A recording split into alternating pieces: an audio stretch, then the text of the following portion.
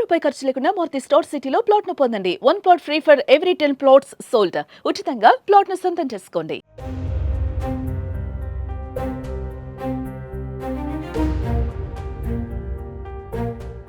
Plastic కి భయపడి చాలా మంది ఇప్పుడు గాజు బాటిల్లోనే ఎక్కువగా వాడుతున్నారు. సో వాటర్ తాగడానికి కాదు, లంచ్ బాక్స్లకైనా కిచెన్లోకైనా కూడా ఇప్పుడు ఎక్కువ మంది గాజు సీసాలనే ఎక్కువగా ఉపయోగిస్తున్నారు. అయితే తాజాగా ఫ్రాన్స్ ఫుడ్ సేఫ్టీ ఏజెన్సీ జరిపిన ఒక సర్వేలో భయంకరమైన విషయాలు అయితే బయటపడ్డాయి. ప్లాస్టిక్ బాటిల్స్ కంటే కూడా గాజు బాటిల్లోనే ఎక్కువగా మైక్రో ప్లాస్టిక్స్లు ఉన్నాయని ఈ పరిశోధన అయితే చెబుతోంది.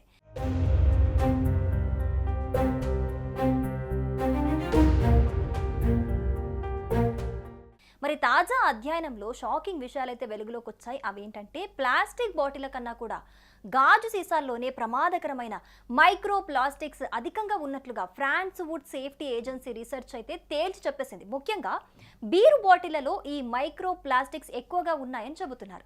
క్రమంగా ఇలాంటి బ్యావరేజెస్ ద్వారా శరీరంలోకి చేరిన మైక్రో ప్లాస్టిక్స్ బాడీపై ప్రతికూల ప్రభావం చూపించే అవకాశం ఉందని కూడా నిపుణులు హెచ్చరిస్తున్నారు.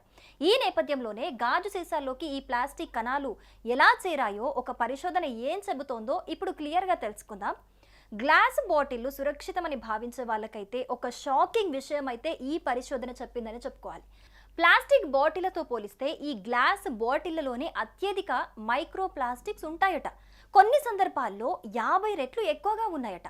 ఈ మేరకు France food safety agency microplastics contaminations in a set of beverages sold in France అనే పేరుతో ఒక రిపోర్ట్ను అయితే వెల్లడించింది. ప్లాస్టిక్ గ్లాస్ బాటిళ్లను తీసుకొని అందులో రకరకాల డ్రింక్స్ని అయితే అందులో వేయడం జరిగింది. అయితే వీటి క్యాప్ల వల్ల సీసాలలో ఎక్కువ మైక్రో ప్లాస్టిక్ కణాలు ఉన్నట్లు కొందరు పరిశోధకులు అయితే దీంట్లో గుర్తించడం జరిగింది. అదేవిధంగా బీర్ వేసిన గాజు బాటిళ్లపై జరిపిన పరిశోధనలో అన్నిటికంటే ఎక్కువ మైక్రో ప్లాస్టిక్ దీనిలో ఉన్నట్టుగా వారు గుర్తించారు. దాదాపు 1 లీటర్లో 60 కణాల వరకు ఉన్నట్టుగా గుర్తించారు. అంతేకాదు నిమ్మరసం వేసిన బాటిల్లో 40% ఉంటే ఇతర రంగురంగుల నీళ్లలో వేసిన బాటిళ్లలోనూ మైక్రో ప్లాస్టిక్స్ ఉన్నట్లుగా పరిశోధకులు అయితే గుర్తించారు. సో ప్రపంచవ్యాప్తంగా కూడా ప్లాస్టిక్ వాడితే ముప్పుందని తెలిసినా దాన్ని వాడకం ఈ మధ్య అయితే చాలా ఎక్కువ అయిపోయిందని చెప్పుకోవాలి. దీంతో దీని ఉత్పత్తి కూడా బాగా పెరిగిపోయింది. 1950లలో 1.5 మిలియన్ టన్నుల ఉత్పత్తి ఉంటే 2022 నాటికి 400.3 మిలియన్ టన్నులకు అది బాగా పెరిగిపోయింది. మరైతే ఈ మధ్యకాలంలో వాడి పడేసే ప్లాస్టిక్ అంతా ఎక్కడికి వెళ్తుంది?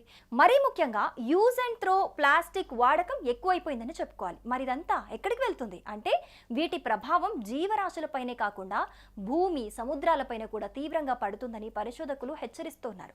ప్లాస్టిక్ వాడకం పూర్తిగా మానేస్తేనే గానీ దీనికి పరిష్కారం లేదని వారు చెబుతున్నారు. సో చూస్తున్నాం కదా, ముఖ్యంగా ప్లాస్టిక్ మంచిది కాదు, గాజు సీసాలు వాడితేనే మంచిది, అదే ఆరోగ్యానికి మంచి చేస్తుంది, ప్లాస్టిక్ అస్సలు మంచి చెయ్యదు అని చెబుతున్న వాళ్ళందరూ కూడా ఇది నోటీస్ చేసుకోవాలి. సో గ్లాస్ వాడకంలో కూడా మైక్రో ప్లాస్టిక్స్ ప్లాస్టిక్ ఈక్వల్గా ఉంటున్నాయని చెబుతున్నారు. సో దీన్ని దృష్టిలో పెట్టుకోండి.